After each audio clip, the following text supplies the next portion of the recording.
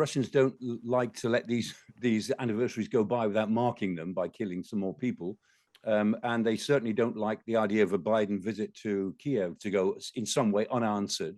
Everyone knows when you go and visit someone, you're supposed to bring a gift, and Joe Biden is nothing if not polite. So, on his trip to Ukraine and now Poland, he has brought with him a new package of military support amounting to $460 million. It includes rockets, shells, and mortars. Could that package change the war? If not, then how much is needed to push Putin's forces out of Ukraine entirely? Let's speak to Michael Clarke, who is the former Director General of RUSI, the Royal United Services Institute. Good morning to you. Yeah, good morning. It's such a big figure. I almost got it wrong. $460 million. It sounds like a lot. Is it? Well, not in the scheme of things. It's $500 million. The package that Biden outlined in the middle of last year was about $30 billion. That hasn't all been committed yet, but that was put aside. So he's drawing down on that amount.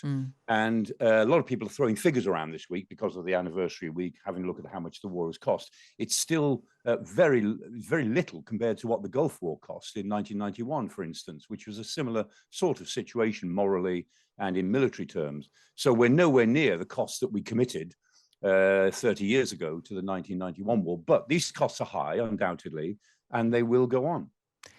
And what would they actually mean?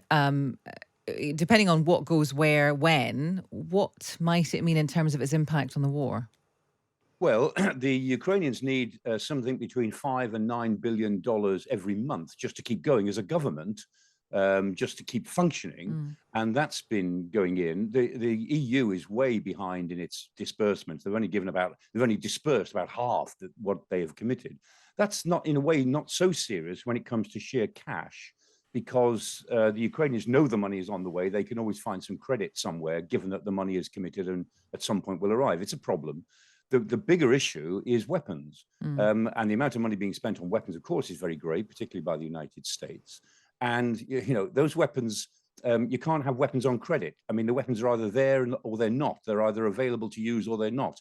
And at the moment, the Ukrainians need every day they can get to absorb the weapons that have been promised and train for them and organize for them. I mean, for instance, the French committed some time ago, their light tank, the AMX-10. It's very good. It's a really useful system. They've talked about it and talked about it.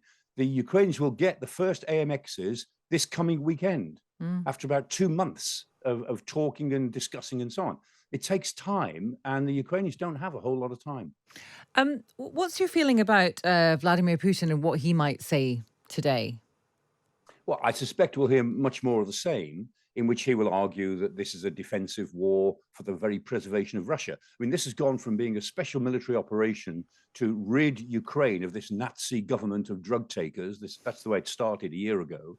And as it's gone wrong, he's had to ramp it up because the sacrifices Russia is having to make for this operation get greater all the time. So he has to keep evoking the Great Patriotic War of 1941 and so on, 1941 to 45. And so he's now transformed this war into, it's not really about Ukraine. This is a war in which the West is trying to destroy Russia through Ukraine. So his argument is that the imperialists in America made common cause with all the Nazis in Western Europe, particularly the Nazis in Germany, to use the Nazis in Ukraine to attack Russia. And so I think we'll hear a lot more about that, the idea that you have to invade the neighboring country in order to protect your own is now his narrative. And it's not just a military assault. He sees the West assaulting Russia's culture. All the gays, the trans people, all the degenerate art, typical of Hitler. This is what he used to think. All these degenerates from the West are trying to undermine the essential manliness of Slavic culture. So it's an all-out attack on the civilization that he thinks he represents. Do you think there will be any, because when Russia launches an attack, it quite often coincides with something that has happened, a visit or whatever. Do you think that there will be any kind of retaliation or anything that coincides with Joe Biden's surprise visit or the aftermath of that visit? Well, yeah, you're absolutely right. The Russians don't like to let these anniversaries go by without marking them by killing some more people. And they certainly don't like the idea of a Biden visit to Kyiv to go in some way unanswered. There's not much more they can do on the ground because they're pushing in the areas that they're pushing on. Their real offensive, I don't think, has started yet. We'll know it when it does.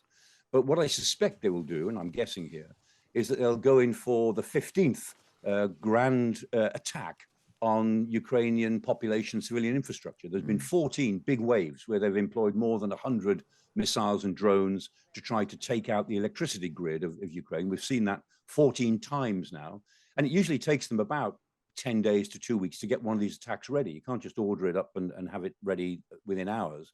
And so I think that we'll see that we are seeing the preparations for the next one, the 15th, are already in hand. My guess is that that might be launched on Friday or Saturday or sometime around this weekend as a reminder to the Ukrainians that this war is not going to get any easier for them. So, a nationwide attack which will attack civilian centers again and the civilian infrastructure. Goodness me, Michael. Thank you. Michael Clarke, who is the former Director General of RUSI, that's the Royal United Services Institute.